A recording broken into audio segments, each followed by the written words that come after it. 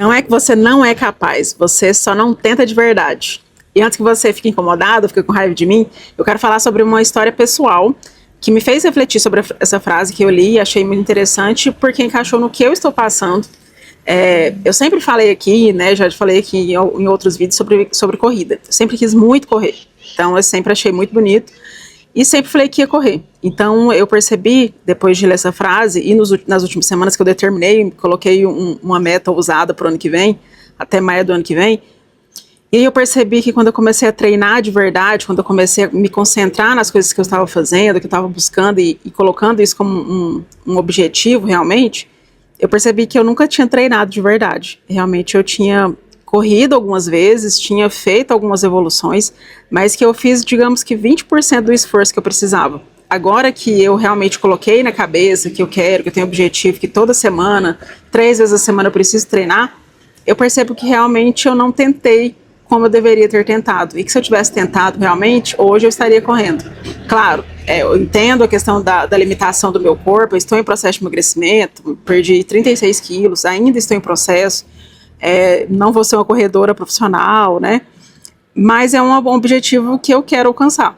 Então, isso fez com que eu refletisse e talvez que você também se identificasse se você está passando por isso ou não. Talvez não só na corrida, mas em outras coisas da vida.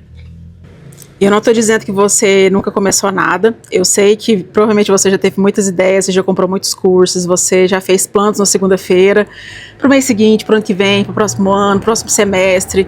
Eu sei que você já prometeu para você que agora seria diferente. Então o problema é que muitas vezes a gente chama de tentativa algo que na verdade foi apenas uma experiência temporária. A gente faz enquanto está animado, a gente faz enquanto é conveniente. Faz enquanto a vida não exige esforço, mas compromisso de verdade mesmo que eu tô falando, começa justamente quando essa empolgação acaba, né? E é aí que a maioria das pessoas para, né?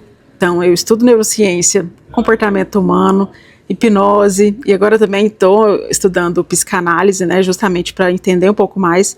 E uma das coisas mais importantes que eu aprendi é justamente que a maioria das pessoas, ela não tem um cérebro quebrado. O que elas têm mesmo é um comportamento que reforça os mesmos resultados todos os dias. Porque hoje virou moda, né? Acreditar que existe alguma coisa misteriosa, alguma coisa que está impedindo você de avançar, que não faz que você não cresça, que é uma crença limitante, né? Que é um trauma, é um bloqueio, é energia, é falta de sorte. E eu não estou dizendo que essas coisas não existem, não influenciam, porque eu acredito muito.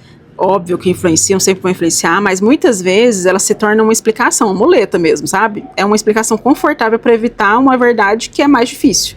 Nós não estamos nos comprometendo como nós deveríamos. E essa verdade dói porque devolve a responsabilidade para nós, né? A neurociência, ela explica que o seu cérebro ele foi criado para economizar energia. Já falei isso aqui muitas vezes, né? Ele não foi criado para realizações, para ficar rico, para transformar a sua vida, da sua família. A função principal dele é te manter vivo e seguro. Então toda vez que aparece algo como esforço, né, disciplina, o que é desconfortável, ele vai tentar te convencer a você não fazer. E ele faz isso criando preguiça, distração, dúvida, negociação interna. O cérebro não diz eu vou te sabotar, né? Ele te diz faz amanhã, hoje você merece descansar, só mais 10 minutos, espera mais um pouco. E aí você acredita. Só que acreditar nesses pensamentos não significa que você é incapaz. Significa apenas que você está obedecendo o seu cérebro em vez de liderá-lo. E a psicanálise traz uma reflexão muito interessante, né, nessa contrapartida, justamente sobre isso.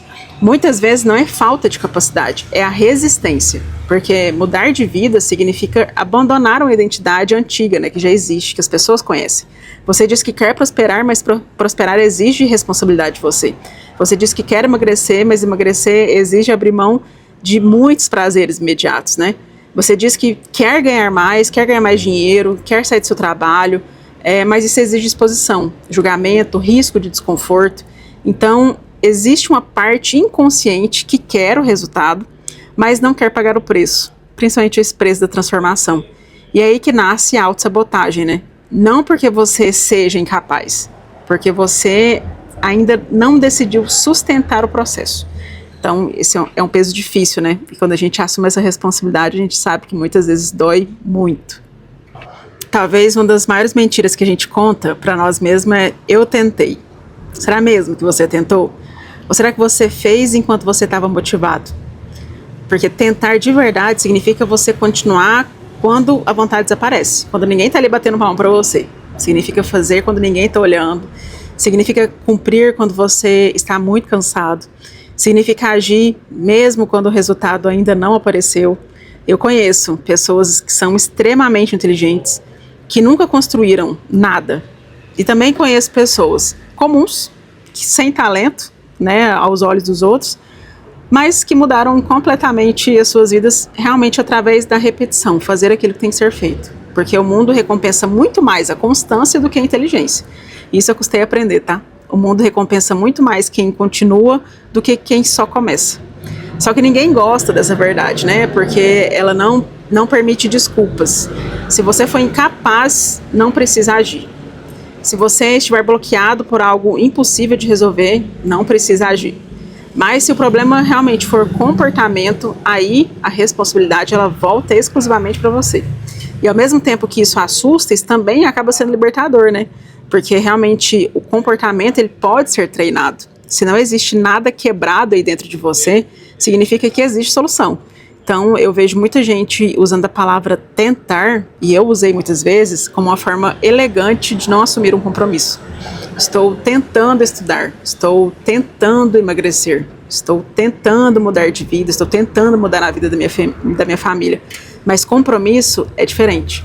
Compromisso não pergunta para emoção o que deve ser feito. Compromisso ele simplesmente executa.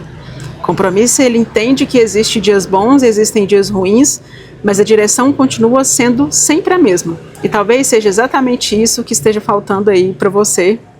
Não seja mais informação, não seja mais vídeos, não sejam mais técnicas milagrosas, mas talvez esteja faltando você parar de negociar com você mesmo todos os dias. Parar de você tratar seus objetivos como sugestões, parar de você depender de motivação para agir, porque a vida muda quando você deixa de perguntar se você está com vontade e quando você começa a perguntar apenas o que precisa ser feito. E talvez hoje você precisa ouvir isso. Não existe nada errado com seu cérebro, não existe nada errado com você. Talvez exista apenas uma versão sua esperando alguém assumir o comando. E se esse alguém, você está pensando que é alguém, você é você. Porque você não é incapaz, você só precisa parar de chamar de tentativa aquilo que nunca foi um compromisso. Aquilo que realmente você só promete, mas nunca cumpre. Que você cumpre uma semana e depois desiste.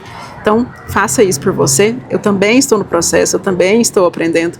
Continue por aqui para a gente continuar falando sobre isso, mas faz uma reflexão aí para você. Realmente você tentou mudar de vida?